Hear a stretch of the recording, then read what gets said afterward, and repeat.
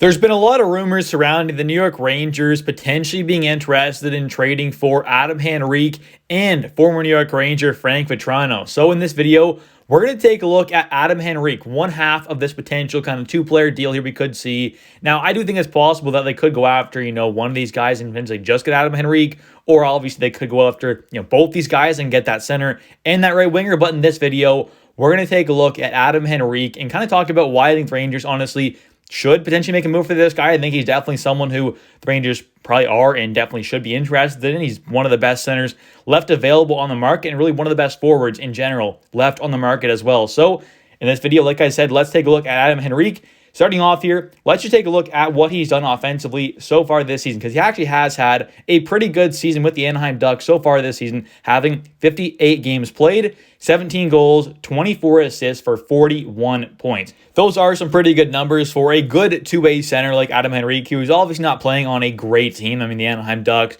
have definitely had their struggles this year. They're obviously not a great team and definitely are nowhere near being a playoff caliber team. So they're definitely going to be looking to trade away a guy like Adam Henrique, who is in the last year of his deal. And, Adam Henrique so far this season does have 2 shorthanded goals, 3 shorthanded assists, so 5 points shorthanded so far this season. Not too bad at all. He definitely can be a bit of a threat on the PK. But taking a look here at the power play points, so he does have 5 power play goals and 5 power play assists. So 10 of his 41 total points, so 31 points out of his 41 total have come not on the power play. I think that's pretty good there. I mean, 5 of those points have come shorthanded as well. So he does have a total of 26 points at even strength, but it's not too bad at all. I mean, he's putting up some pretty good numbers this year, 5 shorthanded, 10 on the power play. He's got a pretty good mix there, so it's not like he's just doing most of his work on the power play. He's getting, the job done shorthanded and at 5-on-5 as well, which is definitely what you want to see. But either way, this is a guy who's been around the league for a very, very long time. He has a total of 888 games played, which is obviously great.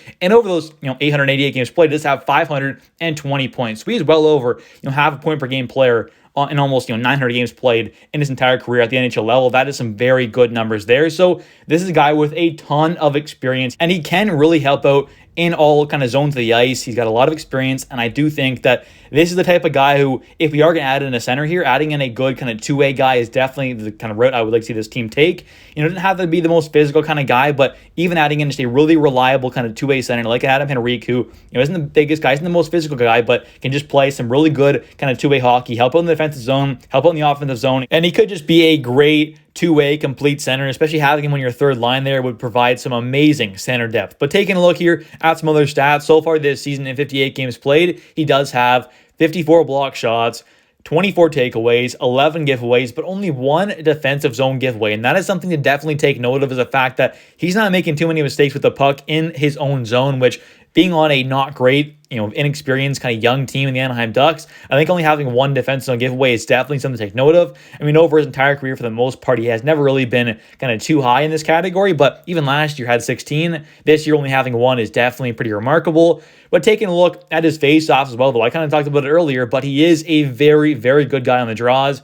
This season so far has a 53.2 face-off win percentage. Last year, a 51.1, which obviously is very good as well. The year before that, a 55.5. Year before that, a 55.4. Then 55.2, 52.8. So he has been a very, very good face-off guy over pretty much his entire career, which is definitely good to see. So coming over to a team like the Rangers, who were obviously one of the most dominant teams on the draw so far this season, adding him in as well would definitely make things even better. Next here, we're going to take a look at what his contract is looking like exactly right now, as well as kind of take a look at what a potential deal could look like for Adam Henrique. Starting off here, though, with the contract, he is in the last year of a 5-year deal with a $5.825 million cap hit, and he also does have a 10-team no-trade list. So I'm imagining that's probably going to work out fine if the Rangers really do end up wanting to trade for him. I'm sure that'd be fine there. But the cap hit, obviously, right now at 5.825 is a little high for the Rangers, but it'll be retained, I'd imagine, with any contending team looking to trade for a guy like Adam Henrique. He's going to have to be retained at least 30-40%. I'd imagine they'd be willing to go up to 50. So you're looking at a cap hit at around $2.9 million, and then you could also potentially go out there and find another team who could potentially be willing to retain 25% of his contract, and then you kind of throw a 4th-round pick to them, and then you have him retained at 25% plus that 50% of the Ducks, and you have him down 75% cap hit of that $5.825 million. And then that makes things a lot easier if you're looking to go out there and acquire, kind of a top line right winger.